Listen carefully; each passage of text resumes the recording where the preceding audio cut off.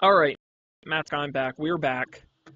Um, So and yes, there's one phrase, and I want to see if you can guess it. okay. It's the most said, as actually the phrase that is said the most often in all of the Star Wars movies, and I think it applies perfectly to how you're going to feel about the prequels. And what would that be? I have a bad feeling about this. Yeah, yeah. I'm getting a lot of that from folks. At least, Throughout the entire movies, that's the most said line by pretty much every character has said that line. it's a great line. Um, yeah. At Maybe even least, R2D2. at least half the people I I've have a talked bad to feeling about this. have Hmm. have told me just to completely skip the prequels, but I refuse to do that. Yeah, no, Um, don't skip them because you no, need to see them. it's part of it. Listen, it's for better or worse. It's part of it. Hmm.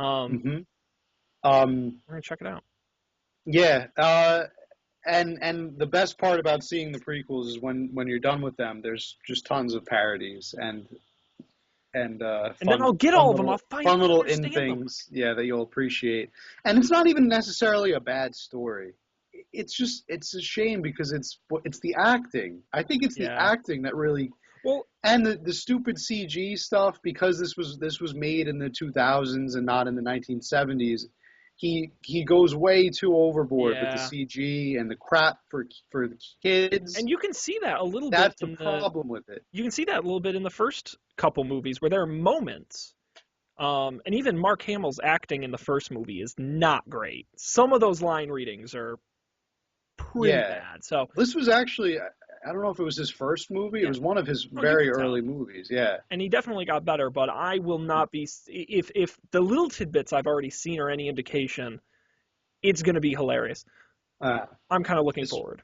it's really yeah because when you look at it from a story point of view, the story is not that bad. Like the Hmm. story, if you can glean even a little bit of like what the story is trying to say about the character of Darth Vader, um, it's actually I think it's a well written, well made story. But Hmm. everything else just shits all over it, especially the acting and the special effects that just look like garbage, I'm so crapped out excited. of a computer. I'm so But excited. I'm gonna yeah, you got to check it out. Ask Sean Jennings. Follow me. It's hashtag Star Wars the number one ST watch Star Wars First Watch. I'll be live tweeting all three of them over the next couple days in anticipation of the Force Awakens. Matt, have you already got your tickets? oh yes, You're doing are absolutely. you doing the midnight? I'm doing the midnight. I got to do the midnight. I always have, and I always will be doing the midnight. I'm debating. I'm gonna see it. I just I'm not sure if I'm gonna go out for midnight or not. But Yeah, I'm excited. Now I'm excited. Now I'm excited. yeah, I was excited when I saw the good. trailer and knew nothing of the movies. Now I'm really excited. Yeah, and I really, really have been hoping beyond hope that this is going to to the the live up to the expectations because if it doesn't, it could ruin Star Wars for an entire generation. And I just really hope that it comes out strong with a good showing. It's the first Star Wars movie in what year is it? 2015. Yeah, It's the first Star Wars movie in over 7 years, over 8 years, maybe over 10 years. a long time. Really? Yeah, Yeah, it's been a long you know, time. What Matt. did I three? think either way, good or bad, I think we can all agree Disney is going to make a bazillion dollars on this. That is that is absolutely for sure. Yeah, No doubt about they're it. gonna be in the money, Let in me the ask you, money. Matt. They'll be rolling in those Republic credits. Is this going to be the biggest movie of all time? You'd have Avatar. I think There's is so much pressure. There's still so number one. much pressure riding on this movie. I think it can be. I think it can do it. I think it can absolutely do it, and I have the utmost faith in J.J. Abrams and company, and in that I think they're going to do a good job with it. Agreed. I I'll put it to you this way: I don't think it could possibly be worse than episodes 1 through 3. I don't think you can get worse. They were Although bad. They were I can think just of a couple examples of movie franchises where they said, "Well, it can't be any worse than the oh, other and then one." Spider-Man 3 came out. How about the new Fantastic Four? They always manage to make stinkers, so you never know. Yeah, I'm gonna keep my fingers crossed though. yeah. I do want to let everyone at home know a couple things before we conclude. First of all, Dungeons and Dragons. Check it out. It's sandwiching this episode. So last week you heard some Dungeons and Dragons. We figured out what levels we were, and we were in the cave, and we did some investigating, and we came across some goblins.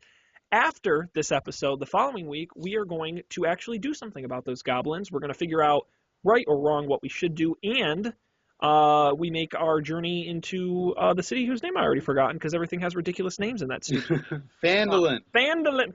It's in the freaking. We're going to Phandalin. We're going to yeah. And we go to the Fandle Inn. The Fandle Inn in Phandalin. Yes, exactly. You're going to want to check those out as well. I don't want to make any assumptions, Matt. Are we going to do an episode on the prequels, you think? Yeah. All right. I think we should. I think that's a good idea. And then maybe, depending on time, maybe we'll do a little mini review of Force Awakens as well. Yeah. And we have more Dungeons & Dragons scheduled to be taped next week as well. So there'll be plenty on the feeds, which is good, especially around the holidays as people get busy. There will be no gap, I assure you, in content. Awesome. GoldilocShow.com is, of course, our website, and SoundCloud.com/GoldilocShow for the audio, and, of course, at Goldilocks Show on Twitter. But if you go to the website, all the links to everything and all the places you can subscribe are there. And also, if you're watching the show and you've managed to get through the hour and 20 minutes we've already talked, send me an email at GoldilocksShow@gmail.com. The reason I want you to do that is two reasons. One, I want to know if you're still listening, and if you are, maybe I'll send you a prize or something. But also, two, the other show I do, Don't Panic Show, we're now doing live audio streaming.